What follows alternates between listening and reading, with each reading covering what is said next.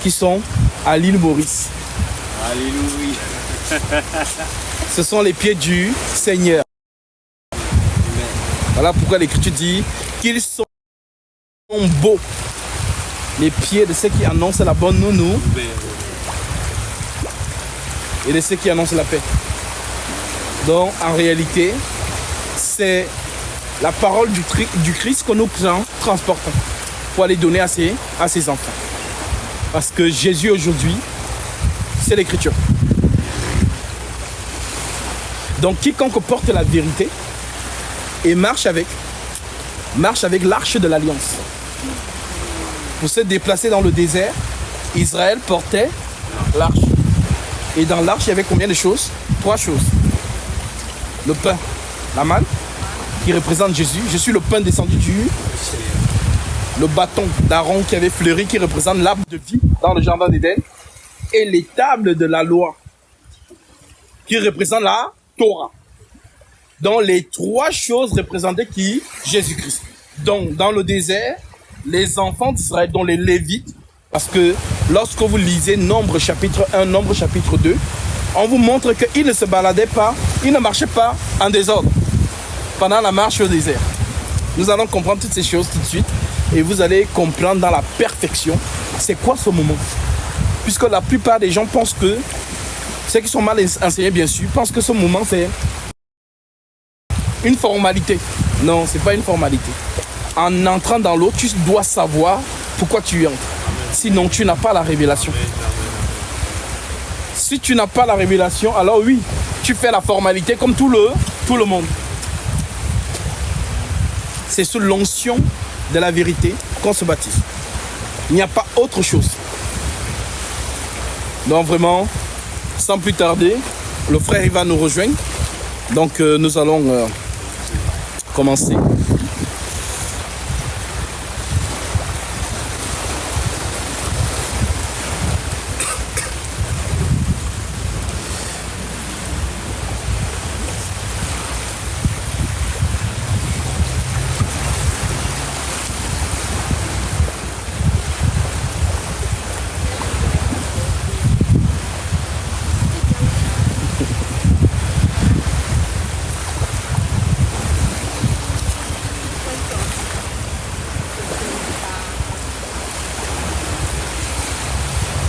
Je ne sais pas s'il est encore loin.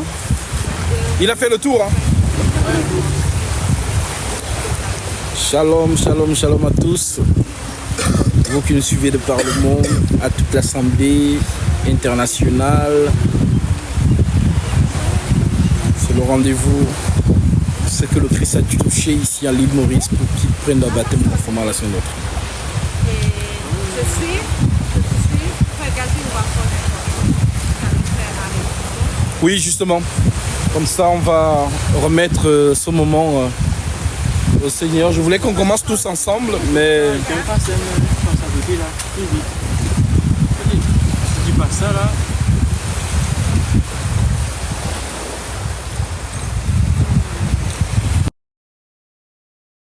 Merci à vous tous de partager,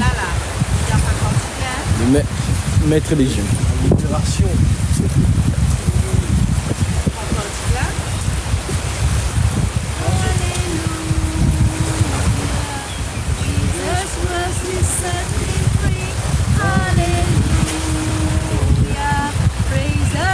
Shalom, shalom, shalom à tous.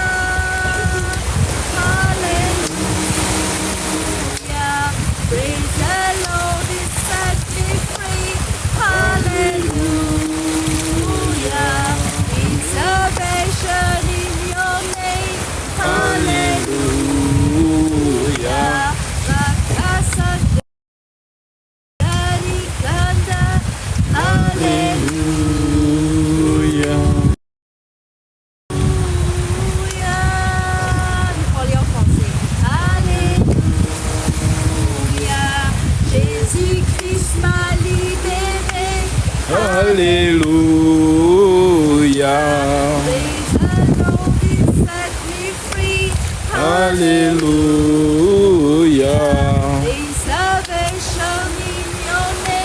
Alléluia. Alléluia. Alors nous allons encore chanter ce cantique parce que c'est le cantique qui va avec l'instant. Je ne sais pas si vous connaissez tous ce cantique. Agneau de Dieu qui enlève le péché du monde. En pitié de nous, agneau de Dieu, prends pitié de nous, le péché du monde. Donne-nous la paix. Donne-nous la agneau de Dieu qui enlève le péché du monde. Prends pitié de nous, prends pitié de nous, prends pitié de nous. Alléluia. Alors, bien-aimés dans le Seigneur, comme je le disais tout à l'heure, le baptême, c'est l'arche de Noé. Et je vais vous dire pourquoi c'est l'arche de Noé. Le Christ reviendra comme la personne qui avait les clés des écluses des cieux pour libérer le déluge, c'est Dieu lui-même. Il n'a pas dit exactement à Noé quel est le jour T. Mais lui-même savait que tant que la dernière brebis n'était pas entrée dans l'arche, il ne pouvait pas ordonner au déluge de descendre. Voilà donc pourquoi c'est lui-même qui vient fermer la porte et non Noé. Il a attendu que lui-même, la dernière brebis entre pour fermer la porte. Alors, le Seigneur Jésus-Christ donc, qui nous montre par ce qu'il a appelé avant nous, les prophètes, les apôtres, nous avons vu une scène dans Actes chapitre 8. L'eunuque éthiopien. Il était assis comme l'homme là. Nous l'avons trouvé, il était assis là.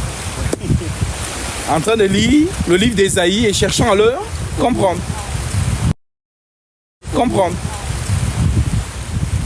Philippe ne le connaissait pas. L'eunuque éthiopien ne connaissait pas Philippe.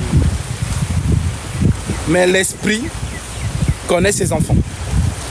L'Esprit connaît qui est son serviteur et qui est son enfant. Donc, l'Esprit, l'heure de l'eunuque éthiopien est arrivée pour être sauvé. Comprenez vraiment ce que je vous dis. L'heure de l'eunuque éthiopien est arrivée d'être sauvé. Alors, l'Esprit est immatériel. Car ce n'est pas l'homme qui annonce l'évangile, c'est l'Esprit lui-même. C'est ce que Jésus nous a dit. Il vous convaincra en ce qui concerne le péché, la justice et le jugement. Voilà la mission du Saint-Esprit. 3 choses. Péché, justice et jugement.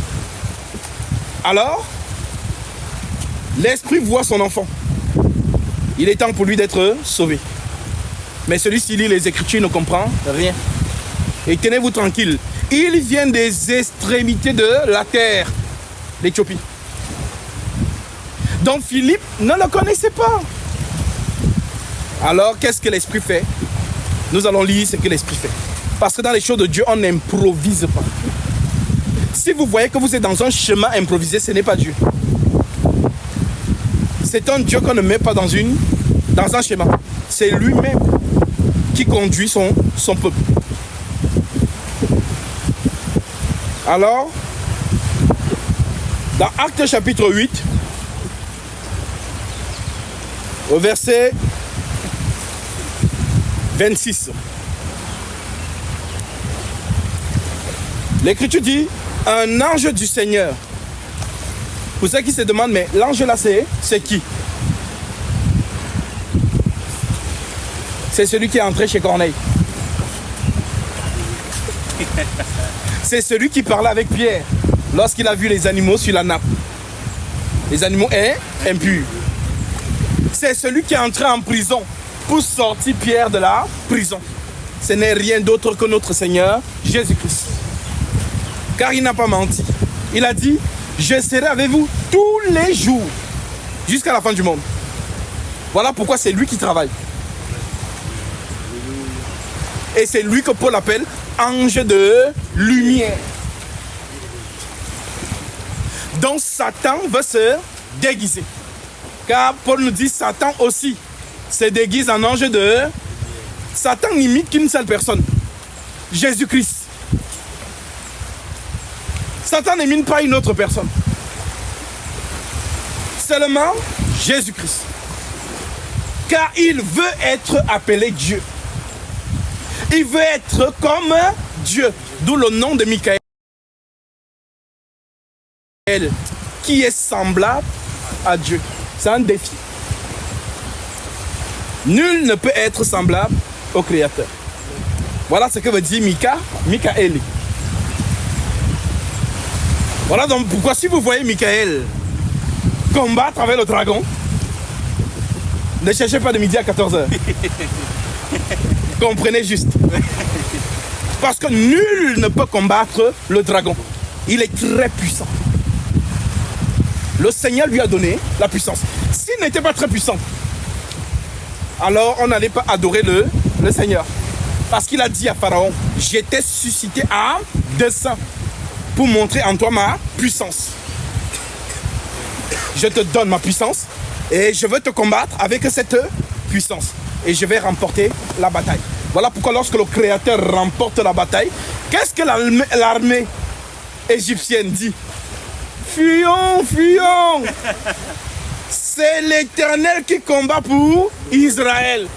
Il n'a pas dit non, c'est l'Éternel. Donc c'est lui l'ange de l'Éternel, Michael. Ils ont abandonné le combat. On dit Pharaon et sa milice, ses hommes d'élite.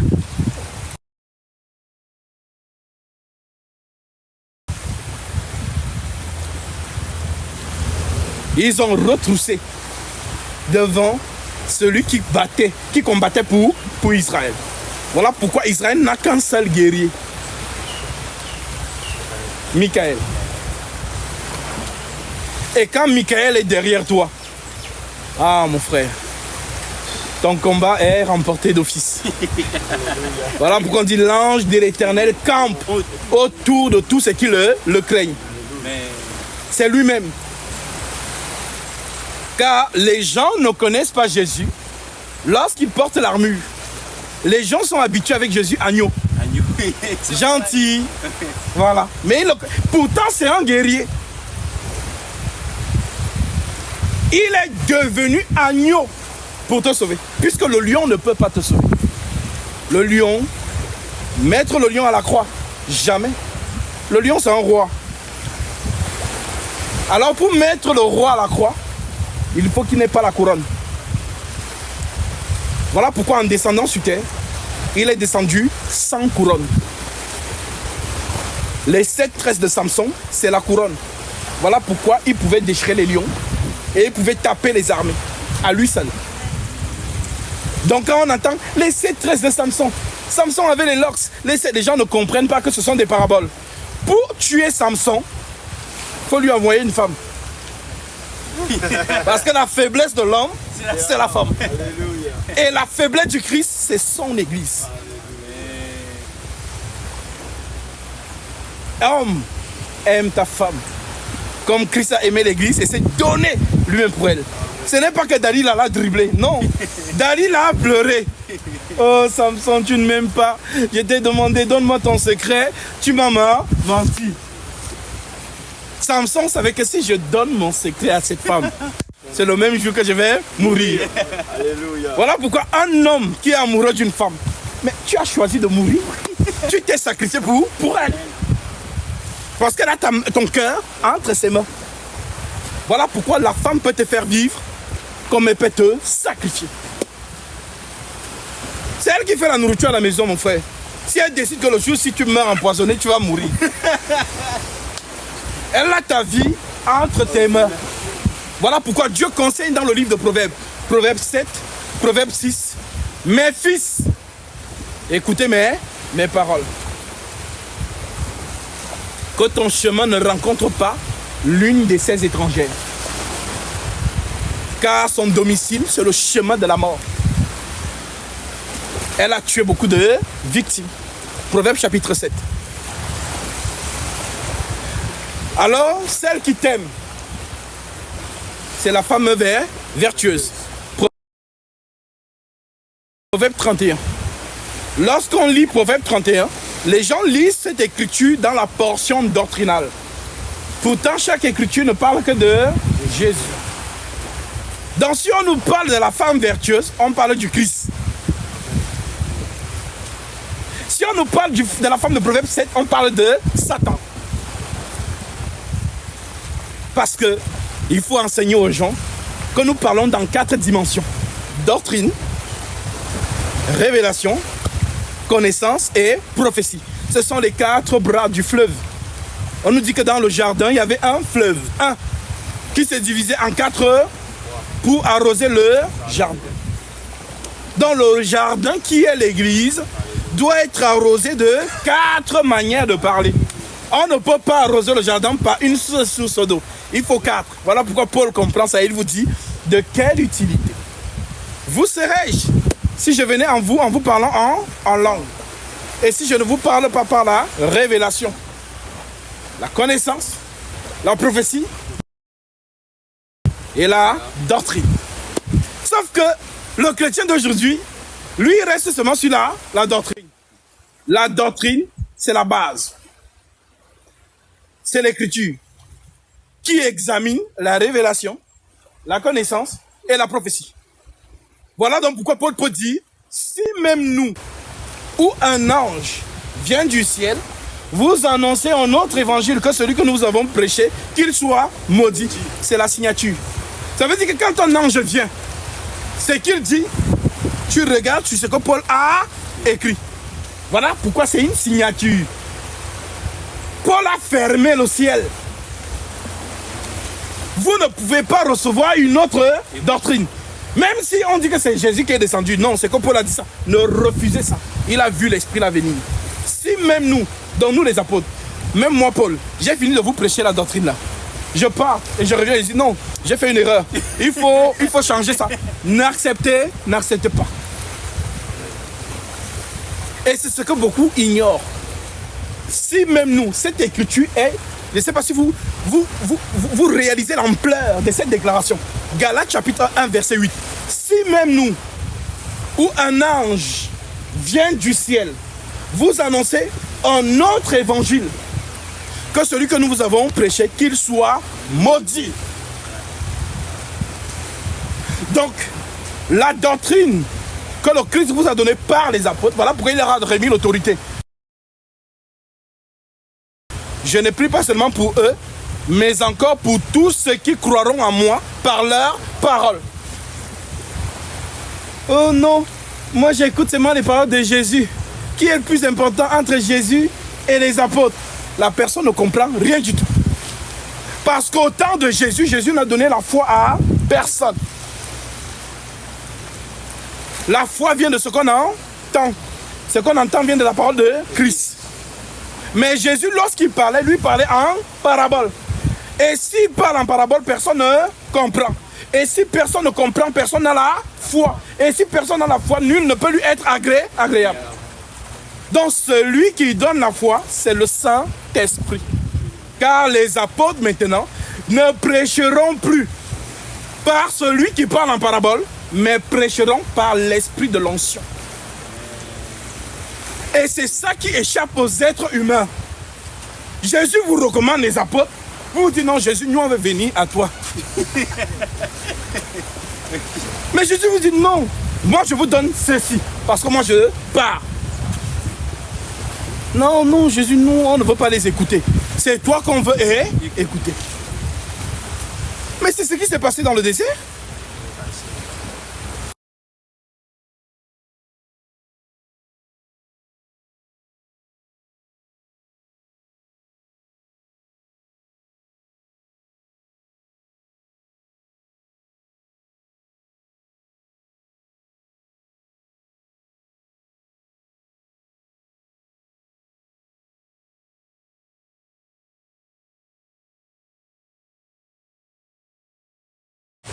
Et là,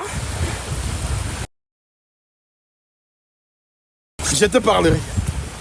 Alors Israël a rendez-vous avec son Dieu. Je vous lis ce passage, Deutéronome 18. Nous sommes toujours dans Actes chapitre 6. Actes chapitre 8. Je prends Deutéronome chapitre 18, parce que nous parlons et nous vérifions les Écritures. Deutéronome 18, je prends le verset 15. L'Écriture dit quoi? L'Écriture dit, l'Éternel ton Dieu te suscitera du milieu de toi, d'entre tes frères, un prophète comme moi. Vous l'écouterez. Il répondra ainsi à la demande que tu fis à l'Éternel,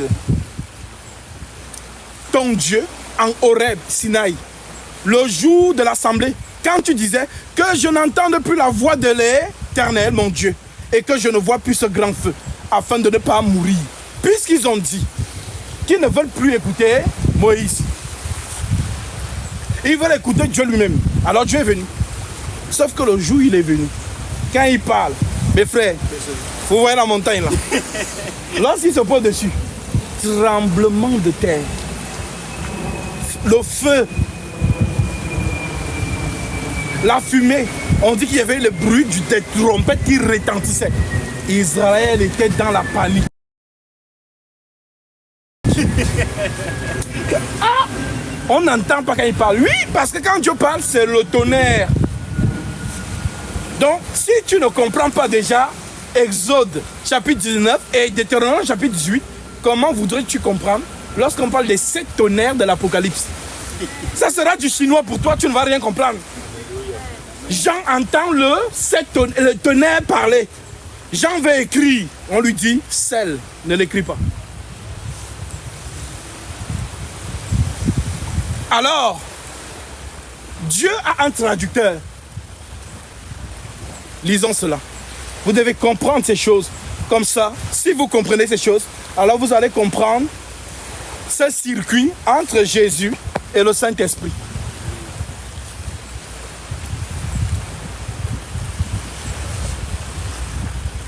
Nous sommes dans Exode chapitre 4. Je prends le verset 10. L'Écriture dit,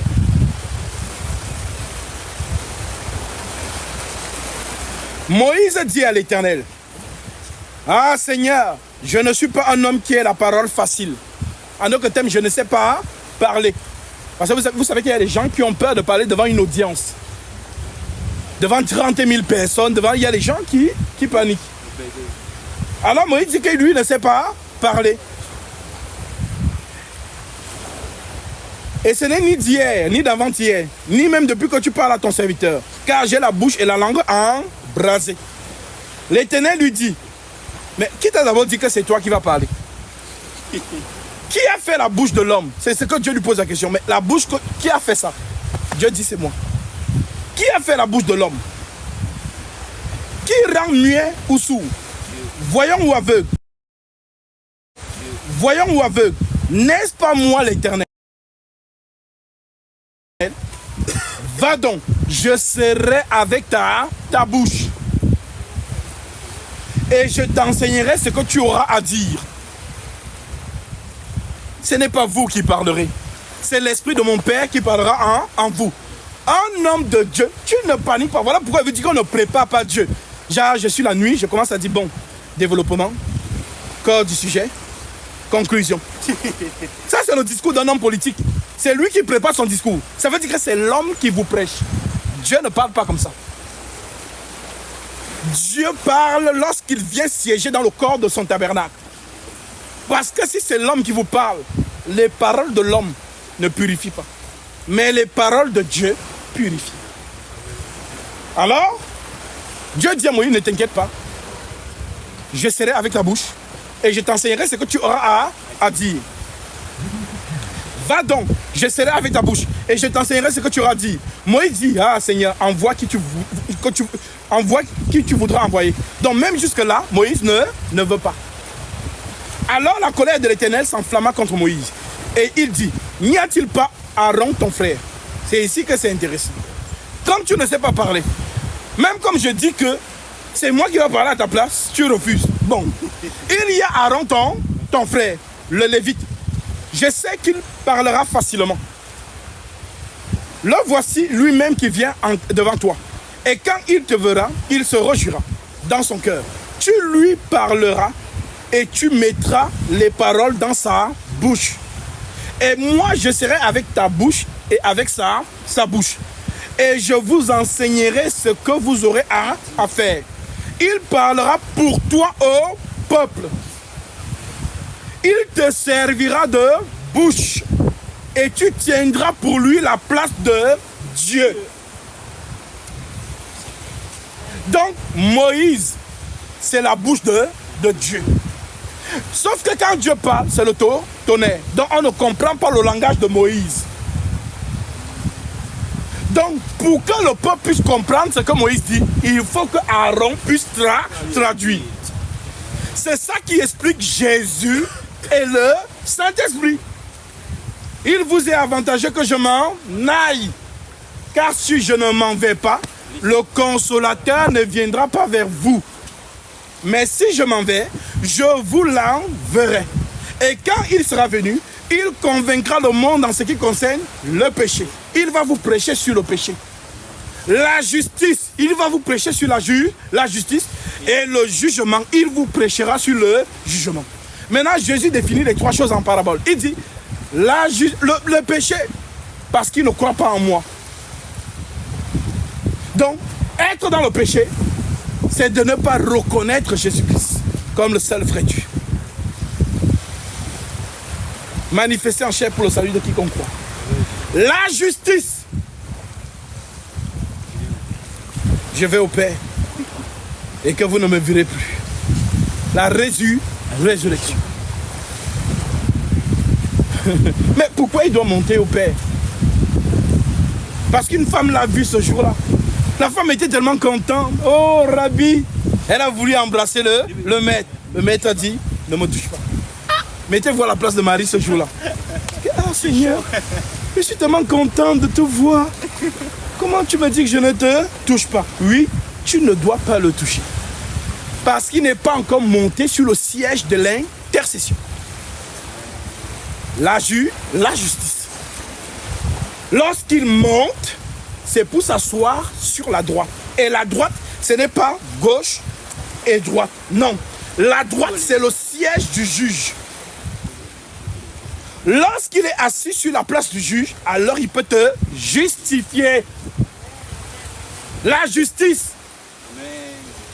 Alors à ce moment, Satan ne peut plus te réclamer. Il est perdu. Il est perdu.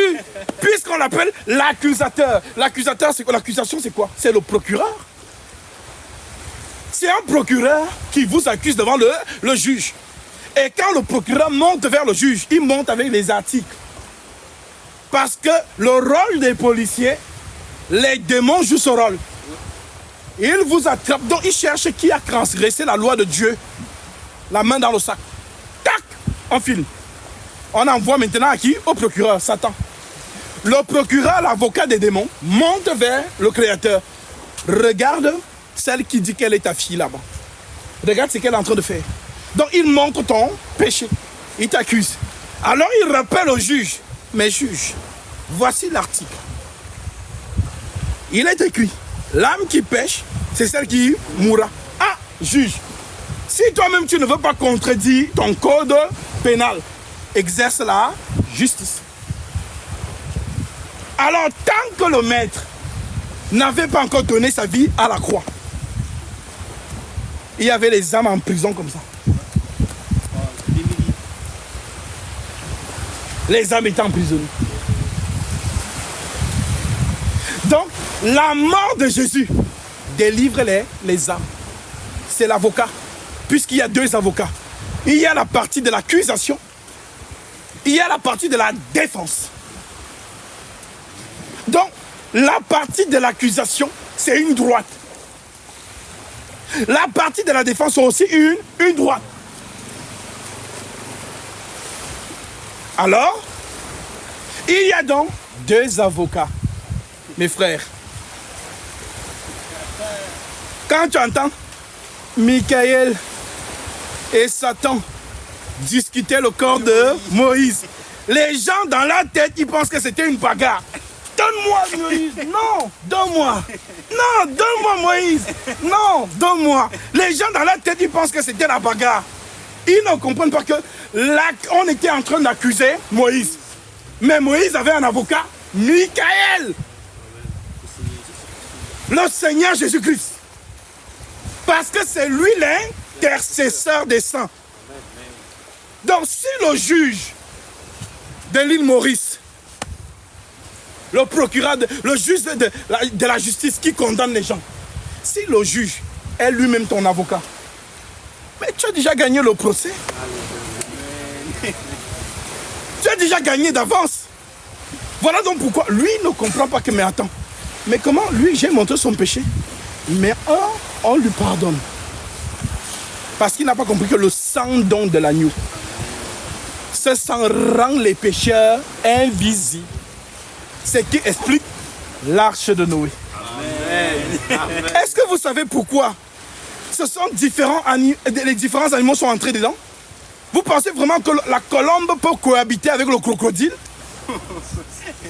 Vous pensez vraiment que la panthère peut cohabiter avec l'antilope? Donc, les animaux représentent le caractère des hommes. Il y a des colombes, il y a des crocodiles, des gorilles, des lions, des serpents, il y a tout genre. Alors, peu importe qui tu es un crocodile, le fait que tu sois dans l'arche, le déluge ne te touche plus. Et le déluge, c'est ça le jugement. Voilà donc pourquoi lorsque tu vois l'arche, tu ne peux pas dire à l'arche que demain. Ça veut dire que tu n'as pas vu. Parce qu'il y a un déluge qui arrive. Personne ne connaît ni le jour ni l'heure. Alors, l'évêque éthiopien connaissait ça. Alors il n'a pas voulu comme Philippe lui raconte beaucoup d'histoires. Il a dit, voici de l'eau. Qu'est-ce qui empêche que je sois baptisé? Donc lorsqu'on a vu l'arche, vraiment, lorsqu'on a réellement compris les choses, on ne tarde pas. On court. Acte, chapitre 8. Comme je l'ai dit tantôt, on dit donc, un ange du Seigneur s'adressant à Philippe. Philippe, c'est qui? C'est le serviteur. C'est un corps humain. L'ange, c'est l'esprit. Maintenant, l'esprit veut parler à son enfant. Il aurait pu aller lui-même. Bonjour, Enoch Éthiopien, ça va? Tu veux lire quoi? Ah, tu comprends pas? Bon, c'est ça, c'est ça, c'est ça. Comme il y a certaines personnes qui vous disent que le Saint-Esprit là enseigne dans la chambre. Si vous entendez ça, c'est faux. Car ce qui concerne l'enseignement, Dieu a établi un ministère. Voilà donc pourquoi l'ange ne va pas directement vers l'évêque éthiopien, mais il va vers son disciple. Il entre dans le disciple et il vient vers l'évêque éthiopien. Dans toutes ces conversations, ceux qui n'ont pas les yeux de l'aigle ont vu Philippe parler avec l'évêque éthiopien. Mais ceux qui ont l'œil de l'aigle, qui voient vite, ce n'est pas Philippe, c'est l'ange caché dans Philippe qui parle avec l'évêque.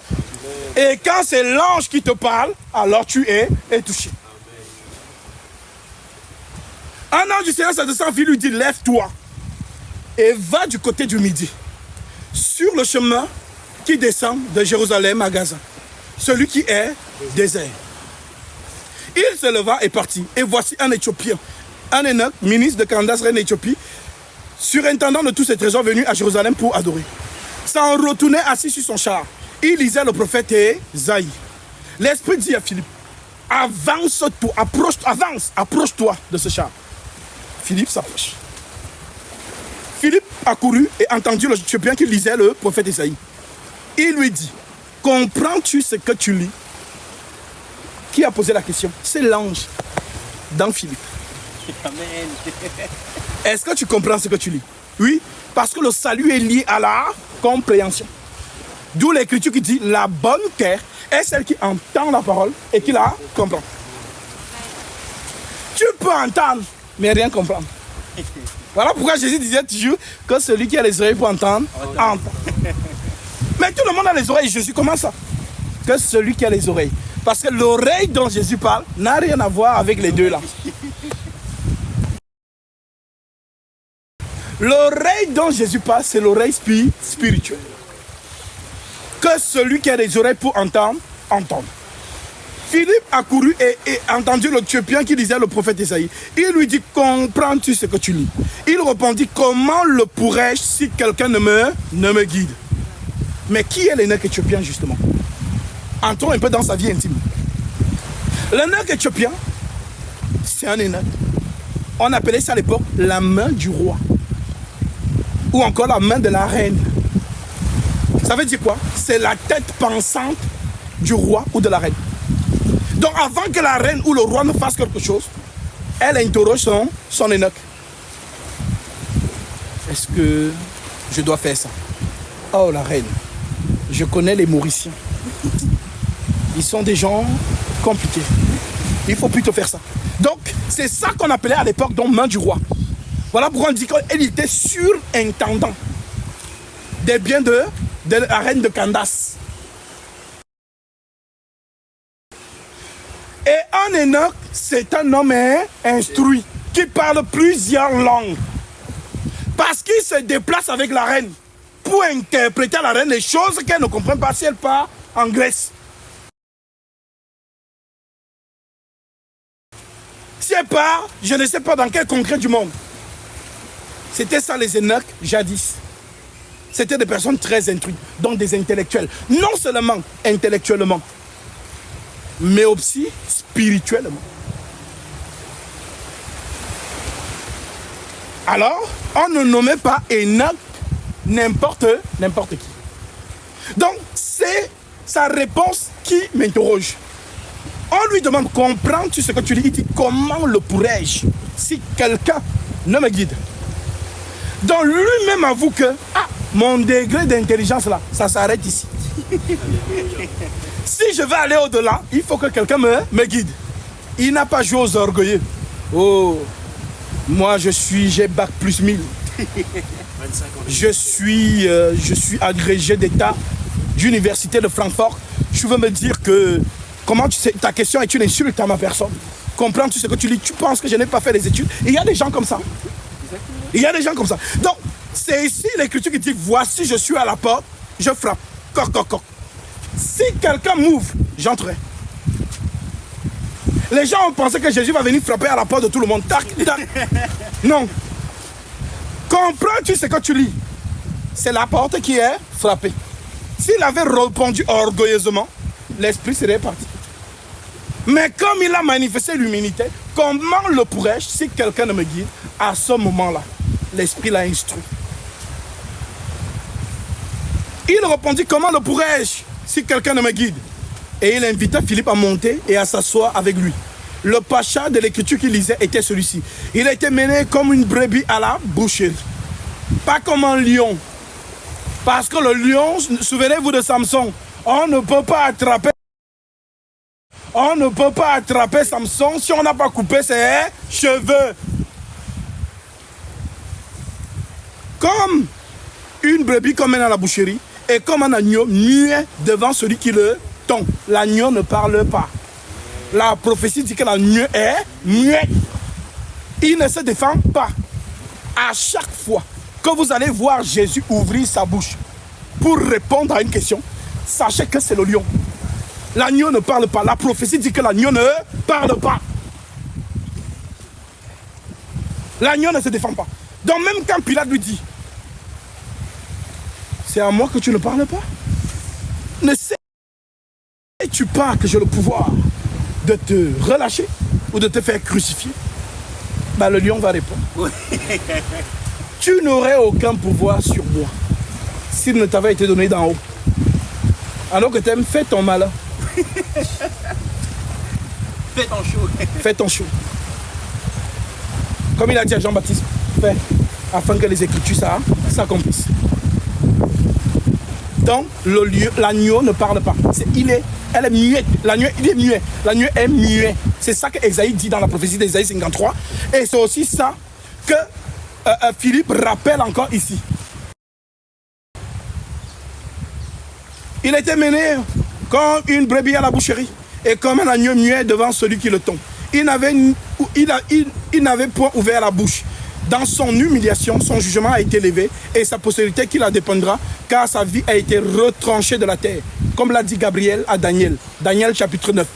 Où on sera retranché et il n'aura pas de successeur. Le Noc dit à Philippe, je te prie, de qui le prophète parle-t-il ainsi? Est-ce de lui-même ou de quelqu'un d'autre? Alors Philippe, ouvrant la bouche, commençant par ce passage, lui annonça la bonne nouvelle de Jésus-Christ. Comme il continuait le chemin, ils rencontrèrent de l'eau. Voici de l'eau.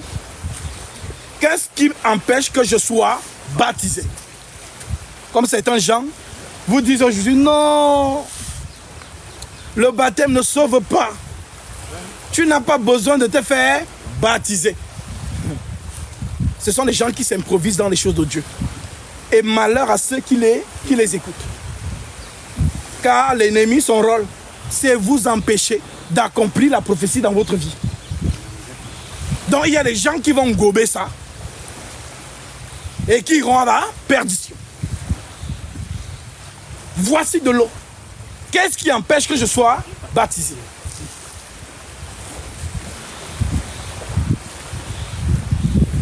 Alors Philippe ouvra la bouche et commençant par ce passage, je lui annonça la bonne nouvelle de Jésus. Comme ils continuaient leur chemin, ils rencontraient de l'eau. Et l'Enoch dit, voici de l'eau, qu'est-ce qui empêche que je sois baptisé? Philippe dit, si tu crois de tout ton cœur, cela est possible. Donc on ne te met pas dans l'eau si tu n'as pas cru. On te met dans l'eau parce que tu as cru et non avant. Mais pourquoi on te met donc dans l'eau? Tu crois au sacrifice du roi. Vous êtes sauvés par la grâce. La grâce, c'est Jésus à la croix. Amen. Mais par le moyen de la foi. Donc, supposons que voilà la grâce là-bas, le bateau blanc. Voilà la grâce. Maintenant, tu es ici. Et tu veux être dans ce bateau. On te dit donc que tu es sauvé par ce bateau. Oui, c'est vrai. Mais pour arriver dans ce bateau, il faut d'abord nager. Si c'est pas nager. Et nager là, cela ne vient pas de toi. C'est le don de Dieu. Amen. Amen. Amen. Donc pourquoi tu nages jusqu'au bateau, il faut que Dieu te donne le savoir. Alléluia. Donc oui, la mort de Christ à la croix, Jésus à la croix, c'est la grâce. Alors quiconque lève les yeux vers la croix de Golgotha, si le serpent mord au pied, la blessure du serpent n'a pas d'effet sur lui. Le venin n'agit pas. Dieu vous a parlé ainsi dans Nombre chapitre 21 verset 4. Souvenez-vous les enfants d'Israël dans le désert. Ils ont mal parlé à Moïse. Dieu a envoyé les serpents. Les serpents ont commencé à mordre les gens, Et les gens viennent encore vers Moïse. Moïse, on a mal parlé contre toi et contre Dieu. Pardon, intercède pour nous. Moïse intercède. Dieu donne dans la révélation à Moïse. Fais-toi un serpent d'art, mets-le sur une perche et élève-le. Quiconque regardera, et s'il est piqué par le serpent, la morsure du serpent n'aura aucun effet sur lui. Alors, on lit, mais est-ce qu'on a compris? Pour comprendre ça, il faut on explique. Ce sont les serpents qui ont mordu, non? C'est aussi un serpent qui est péché. Je vous avais dit que le combat se fait serpent contre serpent. Archange contre archange. Dieu contre Dieu. C'est ça qui représente l'arc-en-ciel autour du trône. Lorsque Noé sort de l'arche, qu'est-ce qu'il fait? Le réflexe de Noé, c'est quoi? Qui a dit à Noé qu'il faut sacrifier? Personne. Il n'y a pas d'écriture qui le dit. Mais, sous inspiration, Noé donc offre cela. Parce que ces animaux représentent qui? Jésus. Les animaux purs, oiseaux et animal, il les met et c'est l'odeur de ces animaux qui font en sorte que Dieu prenne la décision. Je ne détruirai plus jamais l'homme. Car le cœur de l'homme, les pensées du cœur de l'homme ne sont que mauvaises. Donc Dieu reconnaît comme non, en fait, ce sont des péchés. Si elle ne les pardonne pas, ça ne sert à rien. Donc par l'odeur de cet holocauste, il prend donc la résolution de ne plus détruire l'homme et la terre. Le bon parfum. Voilà donc pourquoi le Seigneur Jésus-Christ, qui est ce bon parfum, fait donc en sorte que la colère ne se repose pas sur lui. Voilà pourquoi l'Écriture dit dans Isaïe, à cause de mon nom, j'ai suspendu ma colère. À cause de ma gloire, je me contiens envers toi pour ne pas t'exterminer. Alors oui, glorifions ce Seigneur. Parce qu'il est descendu sans sa couronne. Lorsqu'il disait qu'il était roi, on se moquait de lui. Tu es quoi? Tu es roi. Mais attends, un roi a une couronne. On lui tresser une couronne d'épines là-bas.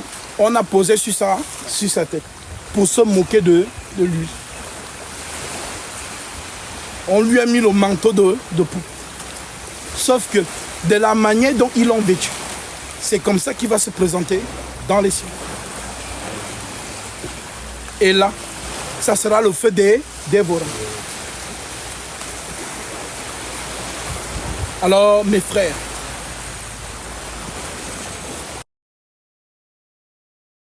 ce que je viens de vous expliquer là, c'est que le déluge approche. Et lorsque le Seigneur nous donne l'occasion d'entrer dans l'arche, entre. Sois dans l'abri. Car tu ne sais pas ce qui peut se passer demain. Tu ne sais pas ce qui peut se passer même à 15 heures de ce jour. Car ce jour-là, lorsqu'il était à la croix, et les gens étaient chez eux, en plein 15 heures. Subitement, obscurité sur toute la terre.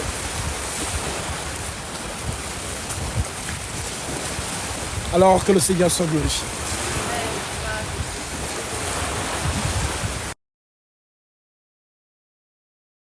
C'est pour ça qu'il m'amène dans ce pays.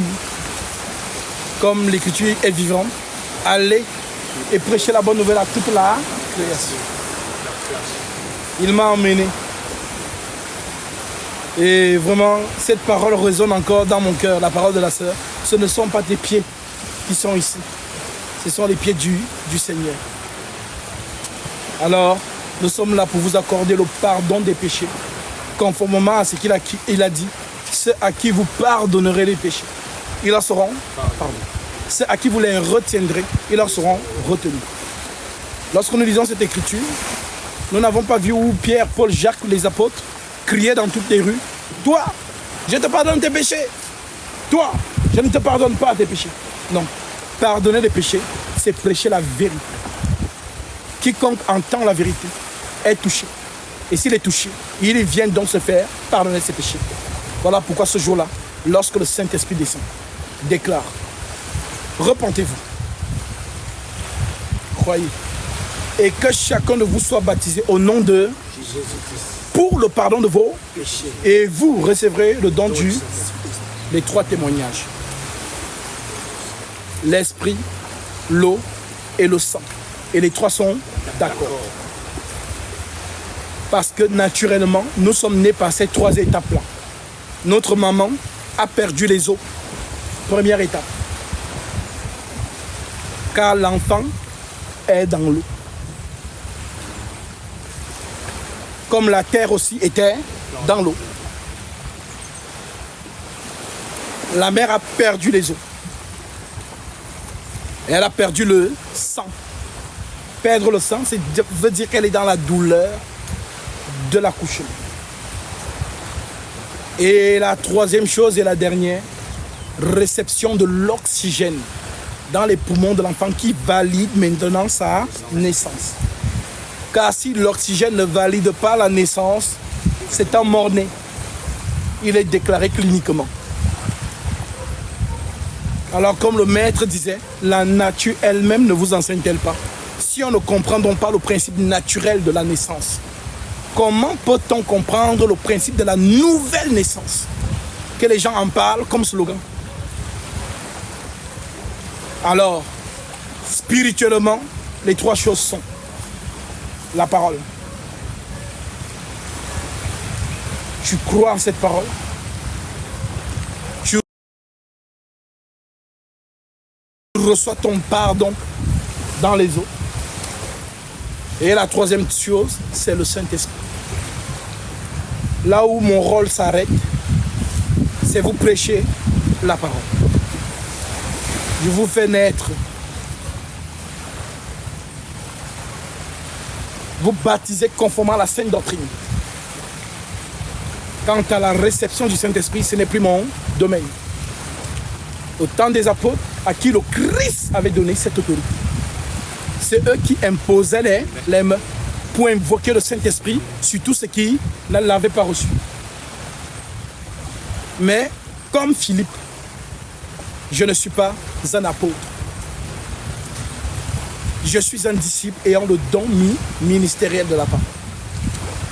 Voilà donc pourquoi la situation à laquelle nous nous trouvons aujourd'hui, c'est la même situation que Philippe s'est trouvé. Lui qui a prêché à l'eunuque éthiopien. Regardez, toujours dans Actes chapitre 8, et nous terminons par là. L'Écriture nous dit, au verset 9 de ce chapitre, Actes 8, verset 9, l'Écriture dit, il y avait un homme, il y avait auparavant dans une ville un homme nommé Simon, qui se donnant pour un personnage important, et exerçait la magie, et provoquait le peuple, l'étonnement du peuple de la Samarie. Donc lorsqu'on exerce des forces autres, la magie, les démonstrations, les gens sont toujours ébahis. Alors, c'est ce que Simon faisait en Samarie. Permettez-moi de charger en même temps le téléphone.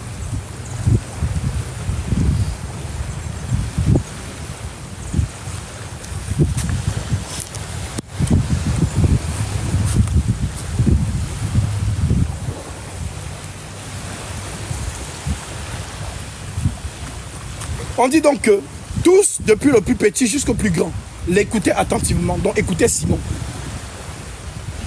Et disait, celui-ci est la puissance de Dieu, celle qui s'appelle la grande. Donc on disait que ce que Simon faisait, c'était la puissance de Dieu. Il l'écoutait attentivement parce qu'il les avait longtemps étonnés par ses actes de magie. C'est comme si j'arrive ici en l'île Maurice. Il y a un homme qui est réputé. Que lui, non, il est fort. Et subitement, quelqu'un arrive et par la puissance du Christ commence à manifester la puissance de Dieu. Mais quand il crut à Philippe, qui leur annonçait la bonne nouvelle du royaume de Dieu et du nom de Jésus-Christ, hommes et femmes se firent baptiser. Simon lui-même crut. Donc le magicien lui-même finit par croire. Et après avoir été baptisé, il ne quittait plus Philippe. Et il voyait avec étonnement les miracles et les grands prodiges qui s'opéraient. Verset 14. Les apôtres qui étaient à Jérusalem, ayant appris que la Samarie avait reçu la parole de Dieu, il envoyait Pierre et Jean. Pierre, le plus âgé des apôtres, et Jean, le plus jeune des apôtres.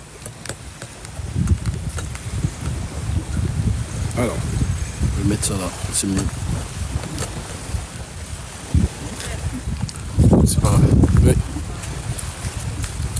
Et Jean, le plus jeune des apôtres. Donc on envoie donc Pierre et Jean. Eux, ils sont qui? Les apôtres. Souvenez-vous que Pierre, c'est lui que le Seigneur avait dit, quand tu étais jeune, tu faisais ce que tu voulais. Tu t'habillais comme tu voulais et tu partais où tu voulais. Mais quand tu seras vieux, c'est un autre qui te mènera où tu ne voudras pas. Maintenant, il a prophétisé sur la mort de Jean, le plus jeune. Et Pierre pose la question. Qu'est-ce qui va arriver à Jean? Vu que toi, tu m'as dit comment je vais mourir. Maintenant, Jean, qu'est-ce qui va lui arriver? Et Jésus lui a répondu, que t'importe. Si je veux qu'il soit là, juste à ce que je reviens. Toi, viens et suis-moi. Donc, ce sont donc eux qu'on appelait les colonnes. Jean, Pierre et Jacques étaient appelés les colonnes. C'est ce que Paul appelle les plus considérés. Lorsqu'il était parti 14 ans plus tard à Jérusalem, selon Galates chapitre 2. Car il était on dit maintenant, ceux-ci arrivaient chez les Samaritains, priaient pour eux. On dit, les apôtres qui étaient à Jérusalem, ayant appris que la Samarie avait reçu la parole de Dieu, ils envoyaient Pierre et Jean. Ceux-ci arrivaient chez les Samaritains, priaient pour eux, afin qu'ils reçussent le Saint-Esprit. Car il n'était encore descendu sur aucun d'eux. Ils avaient seulement été baptisés au nom du Seigneur Jésus. Donc Philippe arrive en Samarie, prêche la parole, les âmes sont touchées, y compris Simon le magicien.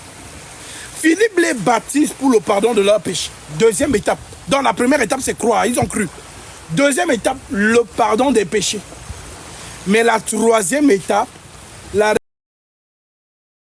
réception du Saint-Esprit, l'Esprit, ce n'est pas descendu sur aucun de précises écritures. Alors Philippe, qui leur a annoncé la parole et qui leur a baptisé d'eau, pouvait donc improviser en imposant les mains sur eux pour invoquer le Saint-Esprit. Mais est-ce qu'il a fait? Non. Pourquoi? Parce qu'il n'est pas apôtre. Alors il envoie la nouvelle à Jérusalem. La nouvelle arrive. Alors ceux qui sont donc apôtres se déplacent. Ils arrivent donc en Samarie. Et on dit, les apôtres qui étaient à Jérusalem, ayant appris que la Samarie avait aussi reçu la parole de Dieu, ils envoyaient Pierre et Jean. Ceux-ci arrivaient chez les Samaritains, priaient pour eux afin qu'ils reçussent le Saint-Esprit. Car ils n'étaient encore descendus sur aucun d'eux. Ils avaient seulement été baptisés au nom du Seigneur Jésus. Alors Pierre et Jean leur imposaient les mains et ils reçurent le Saint-Esprit. Lorsque Simon vit que le Saint-Esprit était donné par l'imposition des mains des apôtres, il a offert de l'argent en disant, accordez-moi aussi ce pouvoir afin que celui à qui j'imposerai les mains reçoive aussi le Saint-Esprit. Mais Pierre lui dit, que ton argent périsse avec toi, puisque tu as cru que le don de Dieu s'acquérait à prix d'argent. Il n'y a pour toi ni pain ni l'eau dans cette affaire, car ton cœur n'est pas droit devant Dieu. Mais il venait de croire. Il venait d'être baptisé par Philippe. Comment est-ce que son cœur n'est pas droit devant Dieu? Ton cœur n'est pas droit devant Dieu. Repends-toi de ta méchanceté et prie le Seigneur pour que la pensée de ton cœur te soit pardonnée s'il est possible. En d'autres termes, ce n'est pas possible. Alors le Saint-Esprit va nous révéler qui est Simon. Car je vois. Donc quand Pierre dit je vois, ce n'est pas lui. C'est l'Esprit de Dieu maintenant. C'est un peu comme il avait dit à Saphiras et à son mari. Comment vous vous êtes concertés pour mentir au Saint-Esprit? Et la mort est descendue. Ce n'est pas Pierre, c'est l'Esprit lui-même. Voilà donc pourquoi Pierre dit, car je vois que tu es dans un ciel amer, dans les liens de l'iniquité. En d'autres termes, l'Esprit révèle l'identité de Simon. En fait, c'est un fils de la perdition. Et les fils de la perdition ne peuvent jamais recevoir le Saint-Esprit. Jamais. Donc, Personne peut te dire j'ai cru. Tu peux baptiser la personne, mais le sceau de l'esprit ne descendra jamais sur lui. Voilà donc pourquoi il y a 3 qui rendent tes témoignages. L'esprit, l'eau et le sang, et les 3 sont d'accord. Donc si tu n'es pas né des 3, tu n'es pas encore né. Tu es en plein processus de naissance. D'où le fait qu'il a reçu 2 étapes. Il a cru, parce que l'Écriture le précise. Simon lui-même cru. Et après avoir été baptisé, il a été baptisé. Mais la 3e étape ne s'est pas manifestée. Pourtant, ceux qui ont été baptisés avec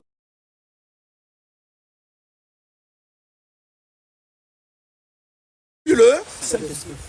Alléluia. Voilà donc pourquoi toutes les fausses doctrines qui ont perpétué depuis le temps des apôtres, vous allez voir des gens qui s'improvisent à vous imposer les mains, disent qu'ils invoquent le Saint-Esprit sur vous. Ce n'est jamais le Saint-Esprit qui est descendu. Aucun disciple n'a ce droit, sauf sur recommandation directe du Seigneur Jésus-Christ, comme avec Ananias. Ananias n'est pas parti de lui-même. Alors je m'en vais poser les mains. Le père, le maître lui-même apparaît à Ananias. Va et impose-lui. Et lorsqu'il arrive, il le dit à Paul, le Seigneur qui t'est apparu sur le chemin m'a envoyé t'imposer les mains afin que tu recouvres la vue et que tu sois rempli du Saint-Esprit. Ananias n'a pas improvisé. Voilà pourquoi je n'improviserai jamais d'imposer les mains à une personne pour invoquer le Saint-Esprit sur lui. Sauf sous recommandation directe du Seigneur Jésus-Christ. Avec les choses de Dieu, on n'improvise pas. Dieu se sert lui-même. Donc dans ces choses, on ne s'improvise pas. Si Christ ne t'a pas donné l'autorité, frère, tout ce que tu mets dans l'eau ne sont jamais baptisés. Car c'est l'envoyé qui a l'autorité. Si le Christ ne t'a pas envoyé, tu n'as pas l'autorité. Baptise les gens, même au nom de Jésus-Christ, leur baptême n'est pas valide. Tu n'as pas l'onction. Voilà donc pourquoi on a posé la question à Jean. Pourquoi donc baptises-tu si tu n'es pas Élie, ni le Christ, ni le prophète? Car c'est Élie qui baptise. C'est le Christ qui baptise et c'est le prophète qui baptise. Parce que Élie, le prophète et le Christ, c'est la même personne.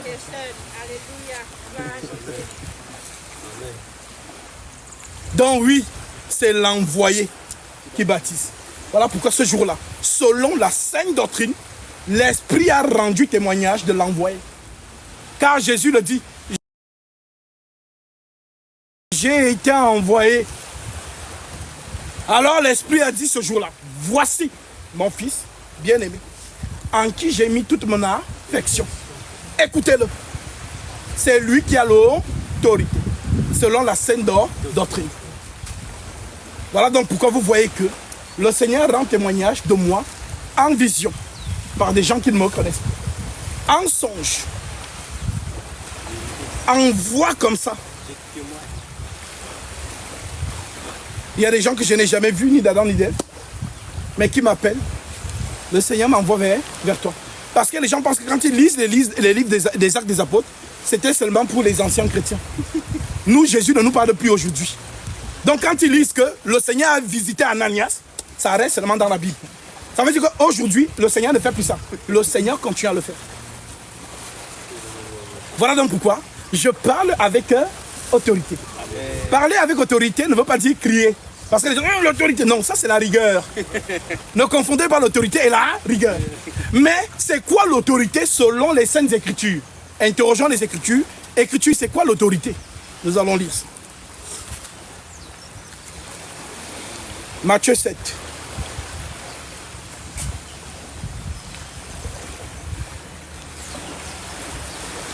Matthieu 7, verset 28.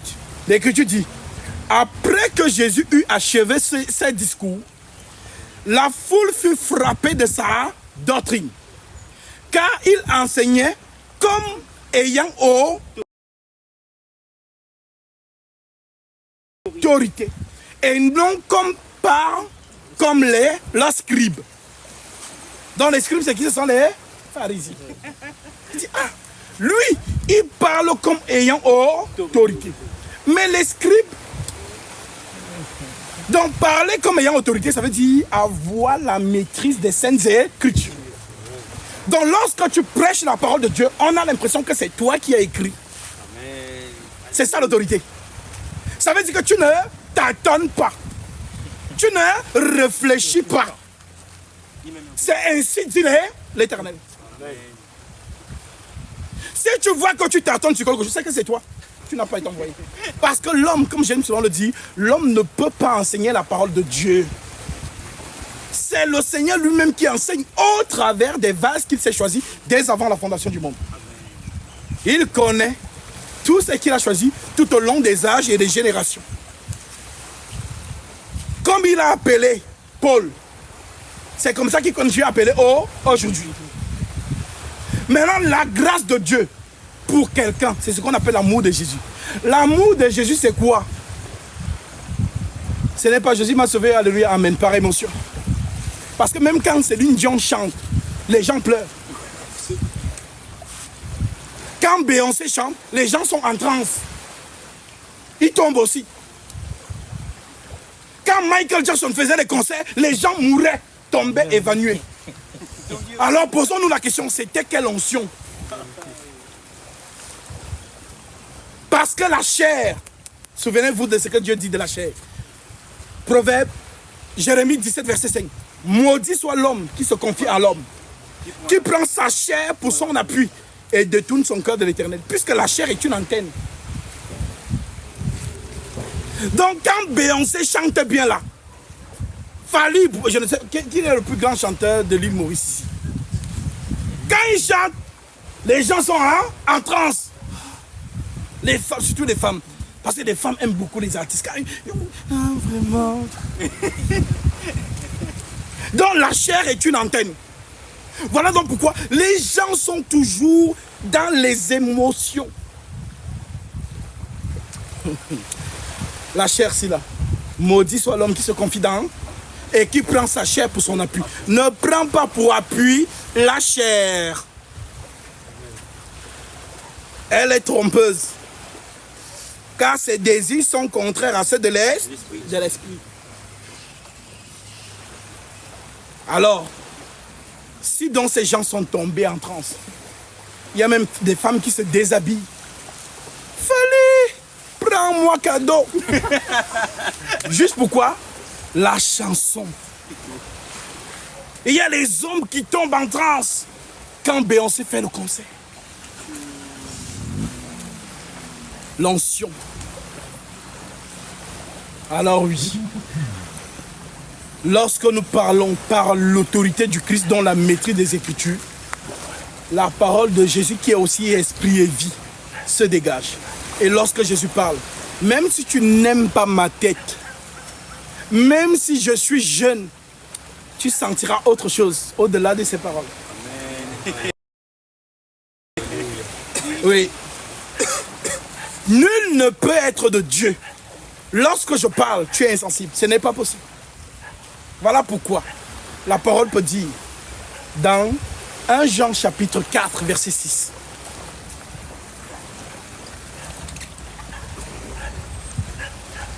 « 1 Jean 4, verset 6, et que tu dis, nous sommes de Dieu.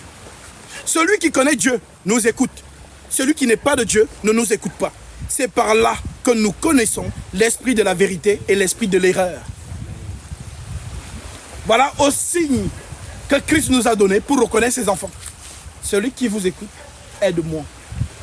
Celui qui ne vous écoute pas n'est pas de moi. Reconnaissez à ceci l'esprit de la vérité et l'esprit de l'erreur. Donc voilà pourquoi ce n'est pas l'audience que nous cherchons. On ne cherche pas à remplir les stades. Non. Jésus connaît à l'île Maurice combien de personnes lui appartiennent. Jésus connaît à Paris combien de gens lui appartiennent. Jésus connaît à Yaoundé, à Douala, à Kinshasa, à Dakar, à Washington, à New York, à Toronto, partout dans le monde entier. C'est quoi la capitale de l'île Rodrigue? L'île Rodrigue, le Seigneur sait. Peut-être que tu es le seul. Il n'y a que Dieu qui le sait. Cette fois, vous allez là-bas, c'est là-bas qu'il faut aller. C'est chaud là-bas. Là-bas, c'est chaud là-bas. Il y a beaucoup d'idoles là-bas. On arrivera. Le Seigneur lui-même guide les pas de. On y arrivera. Comme je vous ai dit, on improvise. Donc oui, c'est le Seigneur qui connaît le nombre de personnes qu'il a dans chaque heure. Il le dit. Vous savez ça? Je vais vous donner l'écriture où il le dit. Actes chapitre 18. Verset 9. Il dit, le Seigneur dit à Paul en vision, pendant la nuit, ne crains point, mais parle et ne te tais point, car je suis avec toi et personne ne mettra la main sur toi pour te faire du mal. Parle, car j'ai un peuple nombreux dans cette ville. Amen. Paul, ce n'est pas toi qui convertis les gens. Je ne veux pas que tu t'arrêtes de parler. Parle seulement. On t'écoute, on ne t'écoute pas, parle. Ceux qui m'appartiennent dans cette ville vont écouter. Tu peux arriver dans un pays de 3 millions d'habitants. Jésus n'a que 3 élus. Tu vas parler. Tous les habitants vont t'insulter. Tu es en forme de Dieu. Tu es ceci, tu es cela. Mais les 3 seront visités. Amen. Tu as fait ton travail. Jésus est venu prendre les 3. Il est parti. Donc si tu t'arrêtes un homme, le pasteur là, lui, il a beaucoup de fidèles. Moi, je n'ai que 2, 3. Ne regarde pas. Ça, tu regardes avec les yeux humains. On dit, c'est le Seigneur qui ajoute dans l'église les âmes qui sont sauvées. Amen. Ce n'est pas toi qui mets dans l'église. Les hommes veulent remplir les méga churches. Des hommes, des femmes. Mais Jésus veut mettre dans l'église, corps du Christ, les âmes du Seigneur. Ce qu'on appelle les membres du corps de Christ. Les gens pensent que ce verset est un slogan. Ce n'est pas un slogan. Le Seigneur a réellement un corps. Car lui, c'est la tête. Et la femme, c'est le corps. C'est toujours lui. Voilà donc pourquoi dans Éphésiens chapitre 5, verset 22, verset 25 en descendant, l'écriture dit quoi? Lisons cette écriture. Pour que vous compreniez c'est quoi le corps du Christ. Il faut vraiment savoir cela. Parce que beaucoup de gens, vous savez, il y a des choses qu'on dit. On le dit tellement que ça devient comme des slogans. Éphésiens chapitre 5, verset 22, verset 25. L'écriture dit quoi? L'écriture dit, homme, aime ta femme. Marie, aimez vos femmes.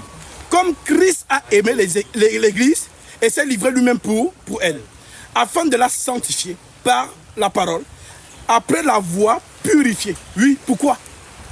Parce que le corps a été souillé par le péché. Voici la tête, voici mon corps. Mais le corps est sale. Je ne peux pas venir mettre ma tête sur un corps sale. Alors je dois purifier d'abord le corps. Dans le baptême que vous recevez, les gens pensent que non, tu es un membre de son corps, donc il doit te purifier. Amen. Et tant que chaque membre de son corps n'a pas été retrouvé, on ne bouge pas. Parce qu'il ne va pas enlever un corps handicapé. Si l'orteil manque, on attend. On doit retrouver l'orteil.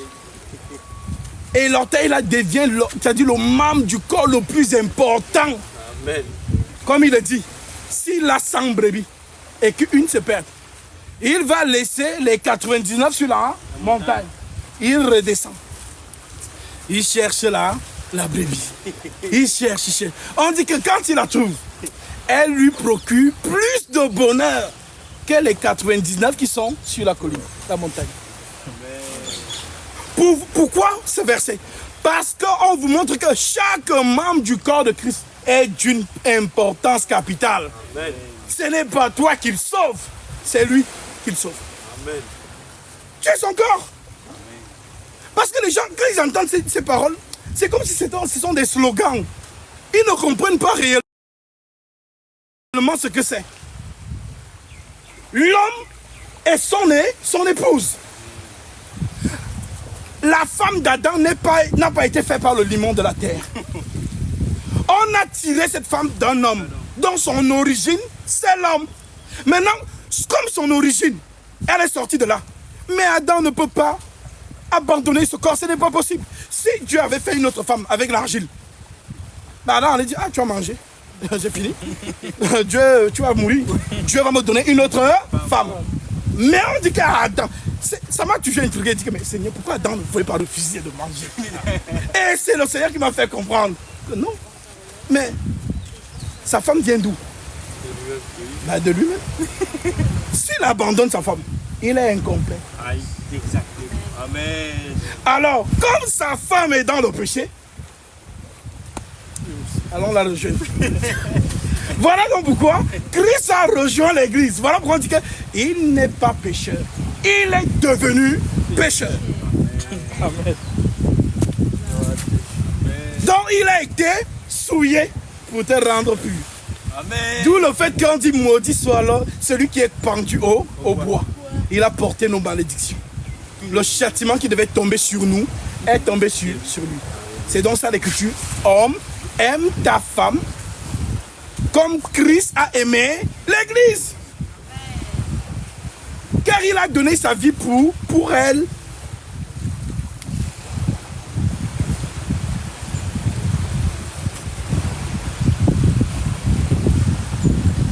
Hommes, Marie, aimez vos femmes comme Christ a aimé l'église et s'est livré lui-même pour elle, afin de la sanctifier par la parole, après l'avoir purifiée par le baptême d'eau. Alléluia.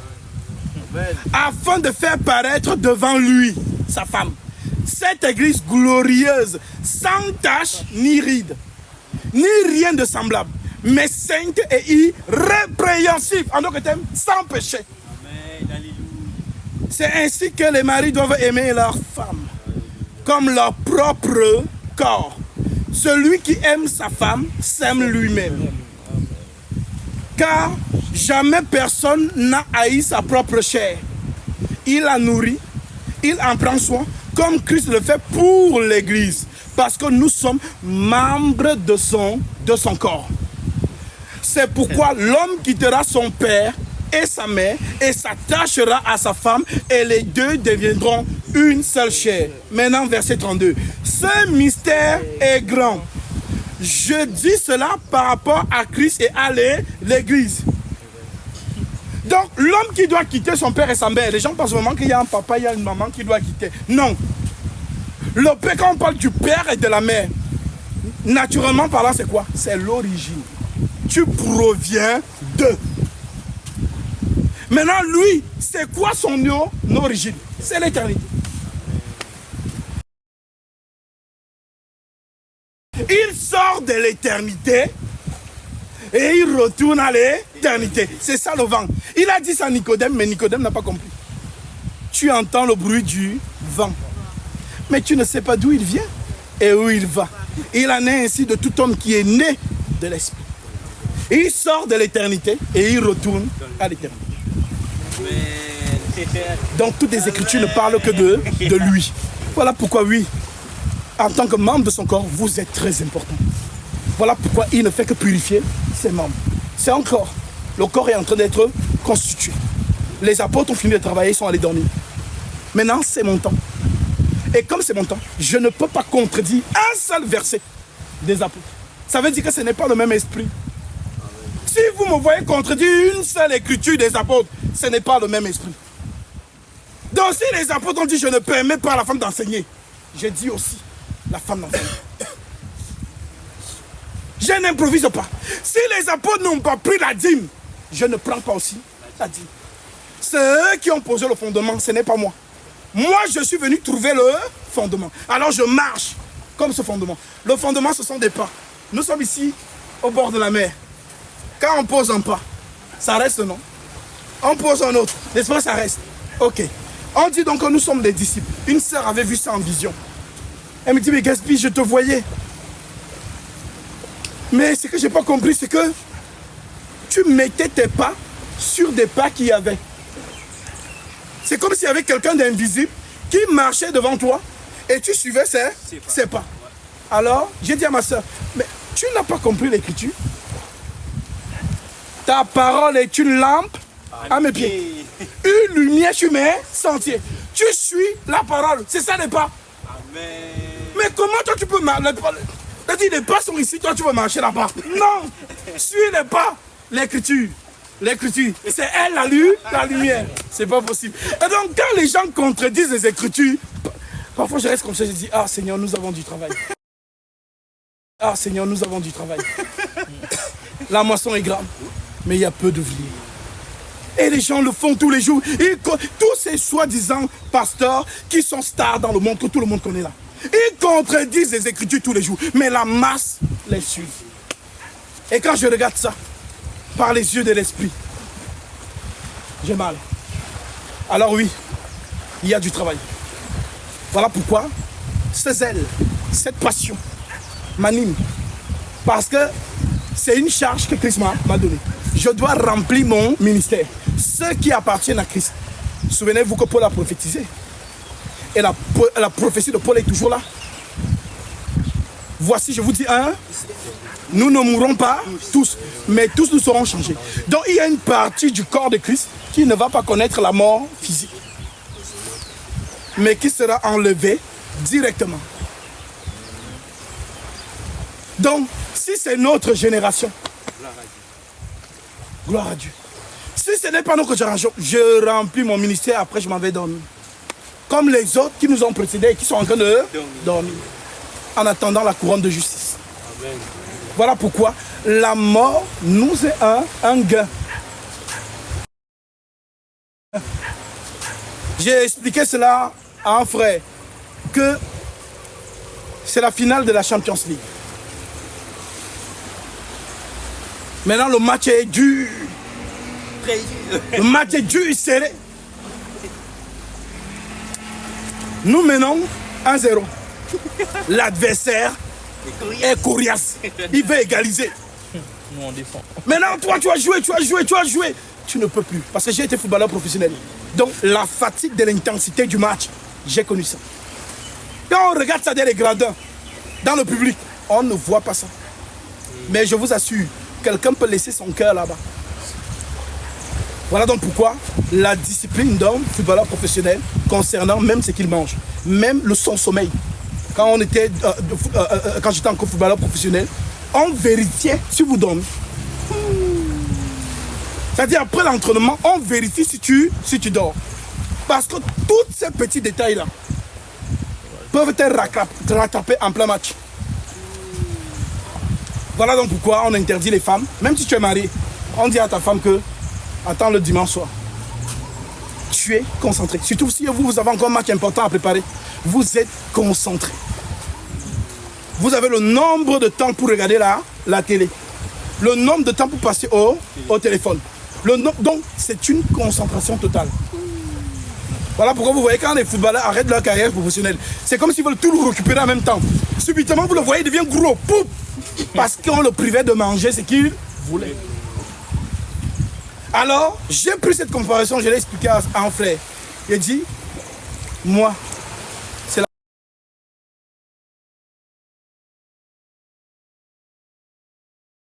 la 85e minute.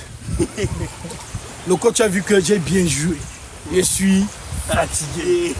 Alors le coach dit, arbitre, sors, viens t'asseoir. Et quand tu t'assois, qu'est-ce qu'on donne? On te mène une serviette, on pose sur toi, on te donne un jus bien sucré. Tu bois, tu es content, pendant que les autres sont en train de jouer. Maintenant, toi qui entres, la pression est sur toi. Parce que celui qui sort, il a tout donné. Pendant qu'il jouait, il a tout donné. Les apôtres ont tout donné. Et ils sont morts pour cet évangile. Maintenant, toi qui arrives sur le terrain, tu dois maintenir le score. Ou tu dois encore marquer. Mais le score doit toujours rester 1-0. On doit gagner. La moisson est grande, mais il y a peu d'ouvriers. Autant Jésus a ses disciples, autant Satan a ses disciples. Et laissez-moi vous dire, les disciples de Satan sont forts. Il y a une sœur au Canada. Elle m'appelle. Elle me dit, Gatsby, j'ai vu un combat en songe. Ah, Gatsby, je ne savais pas que les démons étaient forts comme ça. Et oui, ils sont forts. Parce que c'était d'abord des anges de Dieu avant de devenir les démons. Donc vous pensez que non. Ils étaient d'abord dans la lumière avant d'être déçus. Ils sont forts. Il me dit, oui, j'étais au milieu de ce combat. Il maintenait les âmes emprisonnées. Mais ce que j'ai remarqué sur les anges du Seigneur, c'est qu'ils sont autoritaires. Voilà la différence. Ils sont imposants. Et je voyais comment ils venaient dans les camps de l'ennemi, arracher les âmes et remonter. Donc dès que tu arraches l'âme, il remonte. Il va déposer, il revient, il arrache et il est déposé devant un portail. Alors lorsqu'ils ont arraché tous les âmes dans le songe de la sœur, elle voit donc qu'il y a une âme qui est restée entourée des démons. Alors elle voit que tous les anges donc remontent. Et elle crie en voyant l'âme qui est restée. Elle dit mais vous partez pourquoi? Il y a encore une âme ici. Elle crie, ne partez pas, ne partez pas.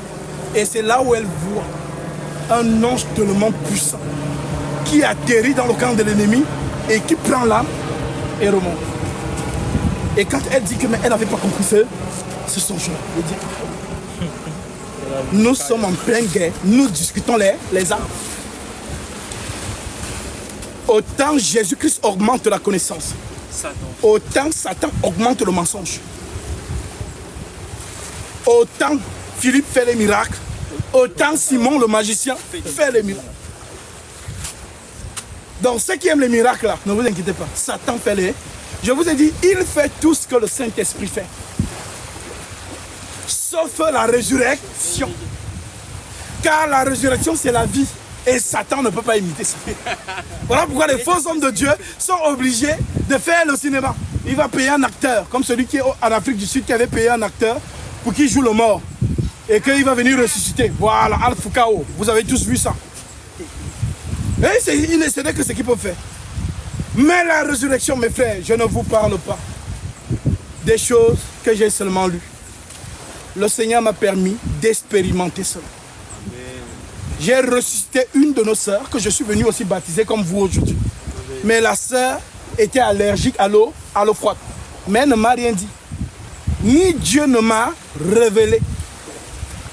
Parce que Dieu savait qu'en tant qu'homme, si tu entends qu'elle a allergie à l'eau froide, tu vas paniquer. Moi, Dieu ne m'a rien dit. Et la sœur, elle savait qu'elle a cette allergie-là. Donc tout ce qu'elle fait, c'est avec l'eau chaude. Il y a des gens comme ça. C'est-à-dire il y a même les gens qui sont allergiques aux rayons du soleil. Ils vivent campés, enfermés. Donc j'arrive et la sœur, tellement zélée, parce qu'elle m'écoutait sur TikTok comme vous. Elle voulait prendre son baptême. Amen. Tellement ça brûlait en elle, elle dit que non. Même parce qu'elle se moquait. Je veux donc prendre mon baptême comme moi. Mais, dans son cœur, elle s'est dit, même si je meurs, au moins, je vais mourir avec mon baptême. Amen. Et cette fois, partout où je pars, je rends toujours témoignage de ce baptême-là. Parce que comme Jésus pouvait dire, qui n'a pas rencontré de plus grande foi avec le centenier, le Romain. Il dit, même à Jérusalem, je n'ai pas vu une aussi grande foi. Va, ton serviteur vit. Alors, j'ai vu la foi dans la sœur. Quelqu'un qui est capable de livrer sa vie, humainement parlant, pour son baptême. Et le Seigneur a permis en sorte que je puisse expérimenter cela pour me montrer que je suis derrière toi. Parce que vous savez, le serviteur de Dieu a souvent besoin que Dieu lui confirme vraiment que, Seigneur, est-ce que tu es vraiment derrière? Voilà pourquoi Moïse lui a dit, si tu ne marches pas devant moi, je ne pars pas. Même Paul, à un moment donné, il a faibli. C'est là où le Seigneur vient dans Actes chapitre 18 pour lui dire, parle, je suis avec toi. Ne t'inquiète pas. Donc le Seigneur rend toujours témoignage de son serviteur. Voilà donc pourquoi vous voyez ce jour-là dans Exode chapitre 19, le Seigneur dit à Moïse, je vais descendre, je vais te parler devant le peuple, afin que le peuple ait toujours confiance en toi. Voilà donc comment le Seigneur me permet d'expérimenter cette résurrection dans la sœur. Et là, il a compris que tout le monde peut douter sur la terre, sauf moi. Parce que l'histoire de la résurrection, dans la Bible, j'ai vu Élisée, j'ai vu Paul, j'ai vu Pierre, et j'ai vu le Seigneur l'accomplir. Donc c'est vraiment un témoignage très fort. Parce que le jour, dès qu'elle est sortie de l'eau, elle allait se changer. La sœur, son mari vient m'appeler qu'elle ne va pas bien. Quand je viens, j'arrive devant la sœur, en pleine, comment on appelle ça? Elle changeait. Comme quelqu'un qui vieillit d'un seul coup. Quand tu vois ça, avec les yeux de l'homme, tu peux tomber. Ouais, tu peux pas avoir connaissance parce que c'est, tu vois. Et le Seigneur me permet de voir cela. La sœur me dit, je ne vois plus rien, je ne vois plus rien, je ne vois plus rien. Et elle devient subitement lourde comme une pierre. Et tellement je n'arrivais plus à la tenir. Pourtant, j'ai les bras. Pourtant, je n'arrivais plus à la tenir et je l'ai accompagnée au sol. Voilà comment elle rend l'âme.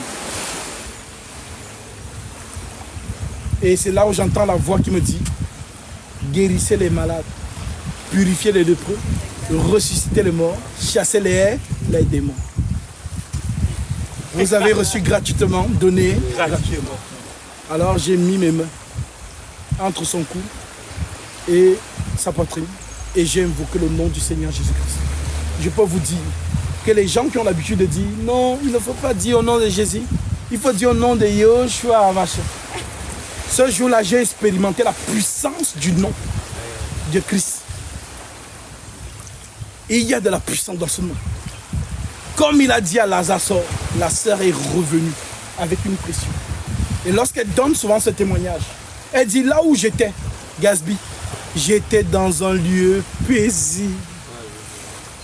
Un sommeil tellement doux. Les saints dorment.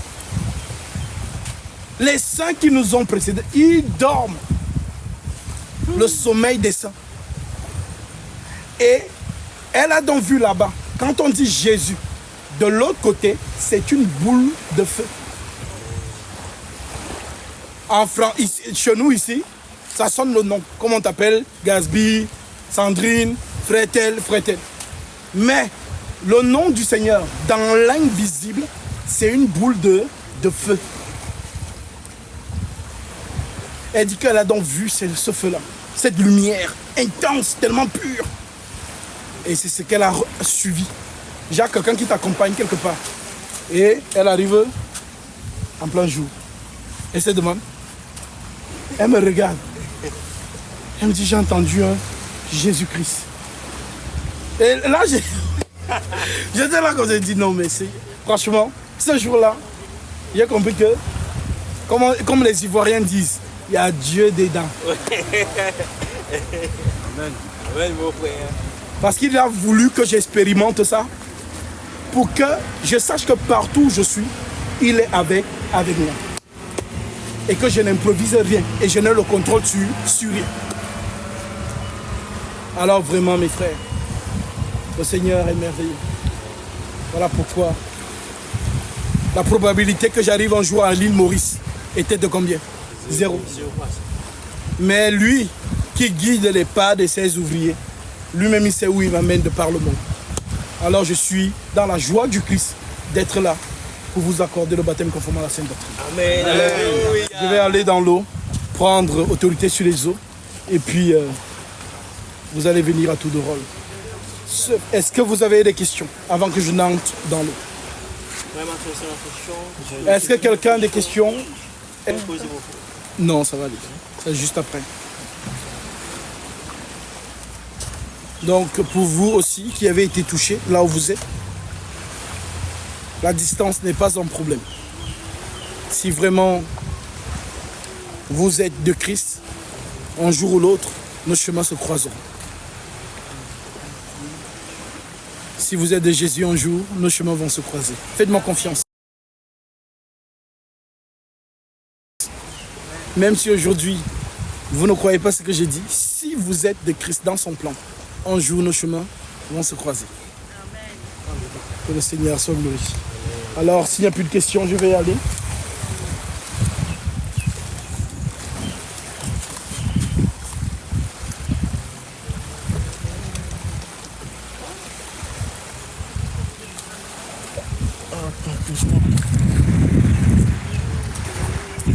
Tu me guideras si je suis... Il faut retourner la caméra. Comment? On va